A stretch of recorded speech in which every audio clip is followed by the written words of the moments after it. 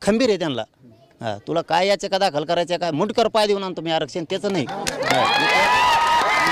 एका बाजूला मराठा समाजाचं आरक्षणाचं स्वप्न आणि दुसऱ्या बाजूला त्या स्वप्नासाठी झगडणारे मनोज जरांगे पाटील. सरकारसमोर त्यांनी एक ठाम मागणी ठेवली. हैदराबाद गॅझेटियर लागू करा, तेव्हाच मराठा समाजाला कुणबी दाखले मिळतील.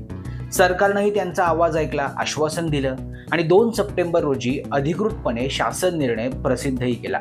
तो निर्णय मोठ्या थाटामाटात जरांगे पाटील यांच्या हाती सुपूर्द देखील करण्यात आला. पण ही कथा इतकी सरळ कशी असेल? निर्णय होताच विरोधाच्या लाटा उसळल्या. अनेक संघटनांनी सरकारवर प्रश्नचिन्ह उभे केले.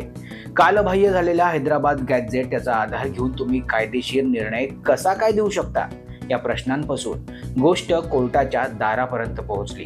ॲडव्होकेट विनीत धोत्रे यांनी दाखल केलेली पहिली जनहित याचिका 18 सप्टेंबरला ऐकली जाणार आहे, तर शिवा संघटनेची याचिका 25 सप्टेंबरला सुनावणीला ठेवली गेली आहे. याचिकांमधून मागणी करण्यात आली आहे, शासन निर्णय तात्काळ रद्द करा, सुनावणी पूर्ण होईपर्यंत ओबीसी जात प्रमाणपत्र देऊ नये.